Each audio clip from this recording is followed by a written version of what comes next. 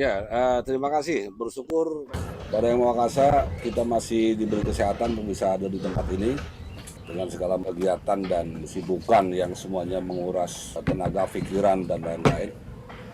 Bisa menyempatkanlah untuk hadir di tengah-tengah warga hari ini.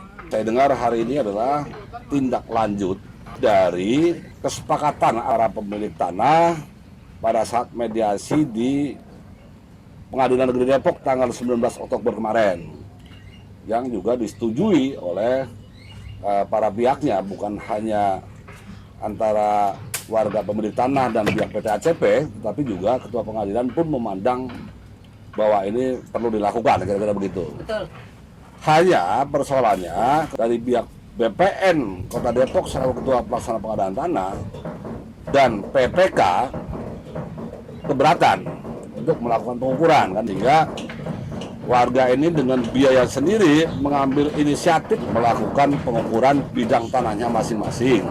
Dalam forum mediasi yang ketiga tanggal 19 Oktober itu, pihak PT ACP dalam hal ini diwakili oleh Bapak Perintis itu untuk yang ketiga kalinya menyatakan bahwa tanah milik warga itu tidak masuk di dalam peta bidang HGB milik PT ACP yang memperoleh dari lelang pada tanggal 12 Maret 2014. Yang ketiga adalah selama pengadaan tanah ini dilakukan pengukuran oleh BPN dari 2018 dan terus kemarin, kurang lebih sudah 7 kali diukur.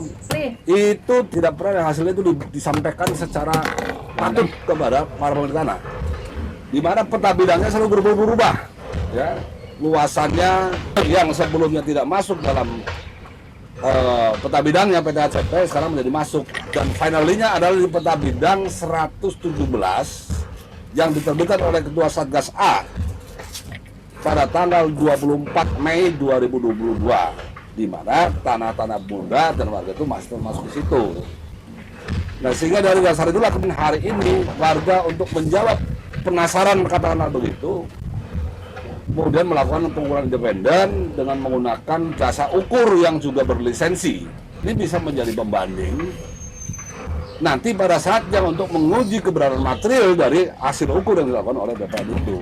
Nah, supaya nanti menjadi pertimbangan oleh ketua pengadilan apakah kemudian akan melanjutkan mengesahkan titipan uang ganti kerugian itu berdasarkan data-data yang valid. Jadi perlunya adalah begitu, teman-teman semuanya. Nah, kalau saya berpendapat tidak perlu lagi diukur karena sudah diterbitkan peta bidang 1667/2008 tanggal 21 Mei 2008 yang dilakukan berdasarkan kesepakatan para pemilik tanah di lokasi ini semuanya. Jadi tanggal 19 panitia pengadaan tanah mengundang manajemen PT Wisomas, kemudian dilanjutkan musyawarahnya tanggal 22 Februari 2008. Seterusnya itu ada payung hukumnya, ada dasar hukumnya. Silakan dicek ya. Pasal 23 ayat 5 Peraturan Kepala BPN RI nomor 3 tahun 2007, di mana disebutkan kalau terjadi pada persengketaan maka panitia pengadaan tanah bertugas atau disarankan sedemikian rupa untuk memusyawarahkan dengan para pihak-pihak itu gitu. Yang kemudian turun lagi dalam surat keputusan Ketua P2T ya, pada diktum kedua huruf B. Jadi pada saat itu panitia pengadaan tanah tidak akan dapat melakukan pengukuran di lokasi ini kalau tidak dimusyawarahkan dulu, karena pemilik tanahnya masih ada di atas sini. Karena itu sudah merupakan kesepakatan warga dan dilakukan oleh pejabat yang ditunjuk menurut ketentuannya dan dilaksanakan sesuai dengan itu, maka peta bidang 16/7/2008 tanggal 29 Ramadhan itu adalah merupakan norma hukum yang bersifat mengikat bagi semua para pemilik tanah di lokasi itu, dan juga bagi para pejabat yang kemudian hari akan melanjutkan pengadaan tanah di lokasi ini. Setelah berkewenangan beralih pengadaan tanah dari pemerintah Kota Depok kepada BPN Depok ini kan merujuk kepada Undang-Undang 212 dan turunannya kemudian di dalam pasal 55A Peraturan Menteri Agraria nomor 6 tahun 2015 telah disebut sana terhadap bidang-bidang tanah yang sudah ditetapkan nilai ganti kerugiannya, namun nilainya lebih kecil dari pertanahan, maka tinggal dilakukan penilaian berdasarkan perintah pertanahan. Jadi nggak perlu lagi bang, ukar-ukur itu nggak perlu lagi, nggak diperlukan lagi. Fakta-fakta hukumnya begitu. Ya, belum lagi kita mengkaji misalnya soal lelang. Silakan bantah saya, atau kalau perlu pidanakan saya juga terhadap statement saya, tunjukkan ke saya di mana benernya lelang itu di tahun 2014. Karena menurut pasal 27 ayat 3 Undang-Undang 212 bahwa terhadap tanah yang sudah melokasi sebagai bangunan jalan tol atau pengadaan tanah bagi pembangunan umum tidak boleh lagi dialihkan hak kepentingan pada orang lain.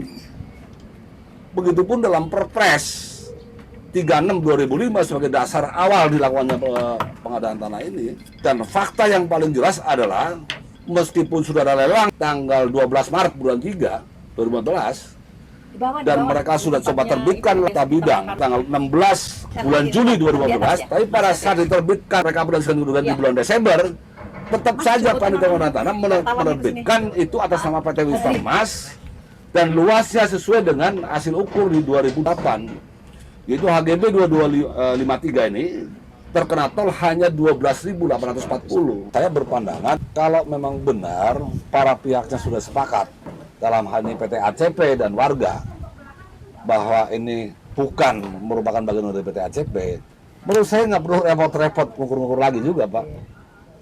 Tinggal membuat perdamaian antara warga, Bu Lilin CS masing-masing dengan pihak PT ACP. Tuangkan dalam bentuk yang memenuhi legal formalnya, apakah akta atau apa seperti apa. Kemudian berdasarkan akta perdamaian itu, Ketua BPN Depok 1 membuat berita acara verifikasi yang kemudian merubah peta bidang 117 tadi itu sesuai dengan hasil ukur hari ini dan akta perdamaian tadi itu. Menurut saya sudah memenuhi legal formal yang berkekuatan hukum.